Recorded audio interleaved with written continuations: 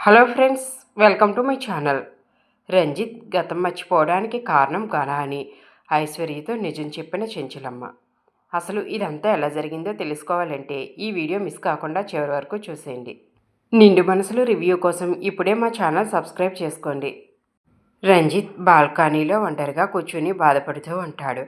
ఐశ్వర్య అప్పుడే వస్తుంది. ఇక రంజిత్ని అలా చూసి, ఏంటి ఓనర్ గారు ఏం ఆలోచిస్తున్నారు? ఇందాక ఆ స్టూడెంట్స్ అన్న మాటలు గుర్తు చేసుకు బాధపడుతున్నారా? అయినా ఓనర్ గారికి గుర్తుండదు కదా. వేరే ఏమై ఉంటుంది? అసలు ఆయన గతం ఏంటి? అతను ఏమీ చెప్పడం లేదు. ఎలాగైనా ఈరోజు ఓనర్ గారి గతం గురించి తెలుసుకోవాలి అని అనుకుంటుంది. ఇక ఐశ్వర్య రంజిత్ దగ్గరికి వెళ్ళి, ఓనర్ గారు ఏమైంది? మీరు ఇలా బాధగా కూర్చున్నారు. ఎప్పుడు మిమ్మల్ని ఇలా చూడలేదు. చాలా సీరియస్గా ఉంటారు కదా. మీరు ఎందుకు ఇలా బాధపడుతున్నారు? కారణం ఏమిటి? నాకు చెప్పండి. మీ బాధని నాతో పంచుకోండి అని అంటుంటే, ఇక రంజిత్ చాలా కోపంగా ఐశ్వర్యకు చూస్తాడు. ఏంటి ఓనర్ గారు, నేను ఏమన్నానని? మీ బాధ ఏమిటో నాతో చెప్పుకోమన్నాను. చెప్పడం ఇష్టం లేకపోతే మానేయండి.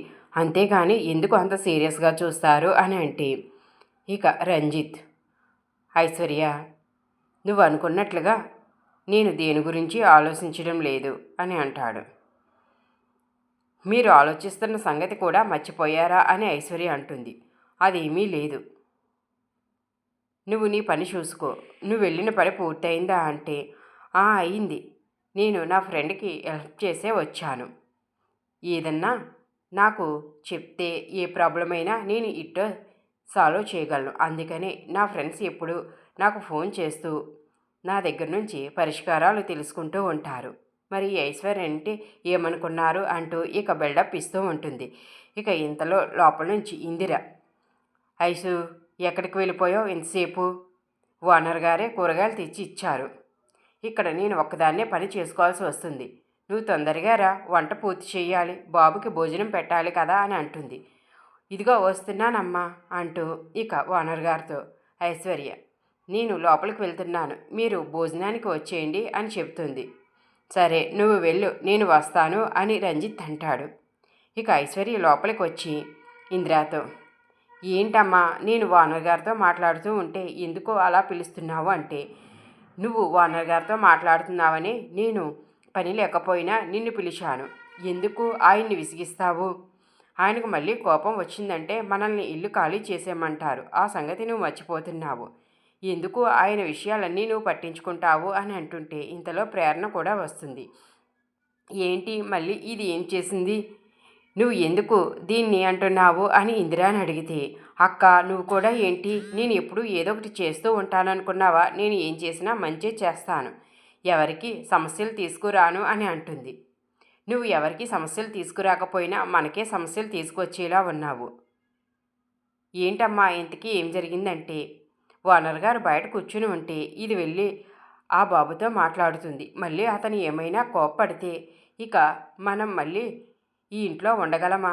అందుకనే దీన్ని లోపలికి పిలిచాను.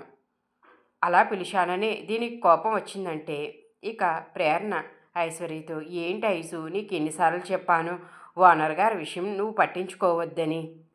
సరే అక్క, నేను పట్టించుకోను.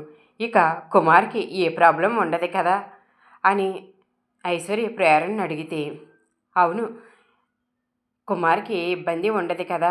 ఆ గణ కూడా ఇక మంత్రి అందరూ కలిసిపోయారు. ఇప్పుడు కుమార్ని ఏమీ చెయ్యరు కదా అని అంటే, అమ్మ నువ్వేమీ కంగారు పడకు. అందుకనే సిద్ధు చాలా తెలివిగా మీడియా ముందు కుమారు శైలు మెడలో తాళి కట్టేలా చేశాడు. ఇక కుమార్కి ఎలాంటి భయమూ ఉండదు.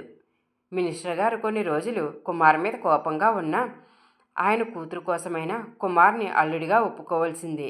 ఇక ఆ విషయంలో మనం ఎలాంటి టెన్షను పడాల్సిన అవసరం లేదు. సిద్ధు చాలా తెలివిగా చేశాడు అని ప్రేరణ అంటుంటే ఇక ఐశ్వర్య కూడా, అవును సిద్ధు గారు చాలా మంచివారు, తన ఫ్రెండ్ని బాధపడనివ్వకుండా ఇక చాలా తెలివిగా చేశాడు అని చెబుతుంది. ఇందిర, అవునమ్మా సిద్ధుబాబు చాలా మంచివాడు. ఇక అలాంటి మంచివాడు మంచి పనులే కదా చేస్తాడు. కానీ ఎందుకో సిద్ధుబాబుని చూస్తుంటే నాకు చాలా బాధగా అనిపిస్తుంది. తను లోపల చాలా బాధపడినట్లుగా నాకు అనిపిస్తుందని ఇందిర అంటే, అవునమ్మా, సిద్ధుకి మనసులో చాలా బాధ ఉంది. వాళ్ళ అమ్మ కోసం, వాళ్ళ చెల్లి కోసం. సర్లే అమ్మా, ఇప్పటికైనా భోజనం పెడతావా? వచ్చిన కాంచి మాటలతోనే సరిపెట్టావు. నాకు చాలా ఆకలిగా ఉంది అని అంటే, సరే వెళ్ళి ఓనర్ గారిని కూడా పిలువు అని ఇందిర అంటే, ఇక ఐశ్వర్య బయటకు వచ్చి ఓనర్ గారు భోజనానికి రండి అని అంటుంది. సరే పద వస్తున్నాను అని ఇక రంజిత్ కూడా భోజనానికి వెళ్తాడు.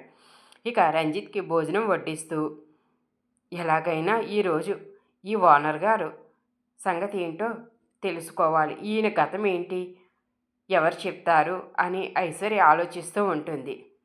ఇక రంజిత్ భోజనం చేసి తన రూమ్కి వెళ్ళిన తర్వాత ఐశ్వర్య కూడా భోజనం చేసి రంజిత్ రూమ్కి వెళ్తుంది. ఇక రూమ్కి వెళ్ళి అక్కడ తను క్లీనింగ్ చేస్తున్నట్లుగా చేస్తూ ఉండగా రంజిత్ అయితే నేను ఇప్పుడే వస్తానని బయటకు వెళ్తాడు. ఇక ఈరోజు ఎలాగైనా ఈ రూమ్ అంతా చెక్ చేసి ఓనర్ గారు ఏ నిజం దాస్తున్నారో అవన్నీ ఇవాళ కనిపెట్టాలి అని ఇక ఓనర్ గారు డైరీ అయితే చూస్తుంది. ఇక ఆ డైరీలో ఏమీ రాసి ఉండదు, కానీ చెంచలమ్మ నెంబరు రాసి ఉంటుంది. చెంచలమ్మ ఫోటో చూసి ఈవిడ ఎవరు, ఓనర్ గారికి ఏమవుతుంది, ఇక నెంబరు ఉంది కదా, నేను ఇప్పుడే ఫోన్ చేసి ఆవిడనే ఈ ఓనర్ గారి గురించి అడిగి తెలుసుకుంటాను, ఎలాగైనా ఈరోజు తెలుసుకుంటాను అని ఇక ఆ చెంచలమ్మ ఫోన్ నెంబర్ అయితే ఐశ్వర్య తన ఫోన్లో ఎక్కించుకుంటుంది. అమ్మో, ఓనర్ గారు వస్తే మళ్ళీ అనుమానం వస్తుంది. ఇక నేను ఇక్కడ నుంచి బయటకు వెళ్ళిపోవాలని ఐశ్వర్య బయటకు వచ్చి ఇక చెంచలమ్మకు ఫోన్ చేస్తుంది. ఇక చెంచలమ్మ ఎవరు అని అంటే ఇక రంజిత్ పేరు చెప్తుంది ఐశ్వర్య. నువ్వు ఎవరమ్మా, మా రంజిత్ బాబు గురించి నీకు ఎలా తెలుసు అని అంటే, మేము రంజిత్ సార్ వాళ్ళ ఇంట్లోనే ఉంటున్నాము. ఆయన చాలా మంచివారు, కానీ చాలా విచిత్రంగా ప్రవర్తిస్తున్నారు. ఆయన వాళ్ళ నాన్నకు దూరమయ్యారు. ఇక తండ్రి కొడుకుల్ని కలుపుదామని నేను వాళ్ళ నాన్నగారి దగ్గరికి వెళ్ళి మాట్లాడాను. ఇక ఆ విషయమై మా ఓనర్ గారు నా మీద చాలా కోప్పడ్డారు. ఇంట్లో మా అమ్మ అక్క కూడా నా మీద కోప్పడ్డారు. కానీ ఓనర్ గారు అలా ఉంటే నేను చూసుకు తట్టుకోలేకపోతున్నాను. మీరెవరో నాకు తెలియదు. ఓనర్ గారు డైరీలో మీ ఫోన్ నెంబర్ దొరికింది, అందుకనే మీకు ఫోన్ చేశాను అని అంటే ఇక చెంచులమ్మ, రంజిత్ ఎవరో కాదమ్మా, నా అల్లుడు అని చెబుతుంది. ఏంటి మీరనేది, మీ అల్లుడా? మరి మీ అమ్మాయి ఎక్కడా అని అంటే ఇక ఆ విషయం అంతా నేను ఫోన్లో చెప్పలేనమ్మా. నేను ఒక ప్లేస్ చెప్తాను, నువ్వు అక్కడికి వచ్చే. రంజిత్ గురించి నేను అన్ని నిజాలు చెప్తానని చెంచలమ్మ ఐశ్వర్యతో అంటుంది.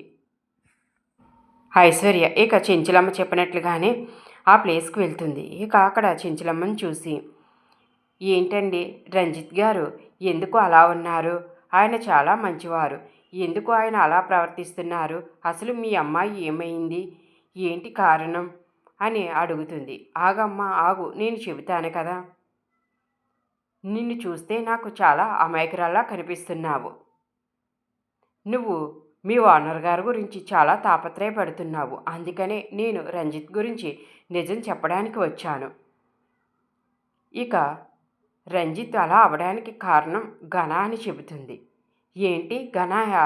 ఆ ఘన చాలా దుర్మార్గుడు అని అంటుంది. ఘన గురించి నీకు తెలుసా అమ్మా అని చెంచలమ్మ ఐశ్వర్యని అడిగితే, నాకు తెలుసండి, ఆ ఘన మా అక్కను చాలా ఇబ్బంది పెడుతున్నాడు అని ఇక సిద్ధుకి ప్రేరణకి ఘన చేసిన విషయాలన్నీ, తను ఎంత అన్యాయం చేయాలనుకున్నాడో అన్నీ వివరిస్తుంది. అవునమ్మా, ఆ ఘన చాలా నీచుడు, వాడి వల్లనే ఆ తండ్రి కొడుకులు విడిపోయారు.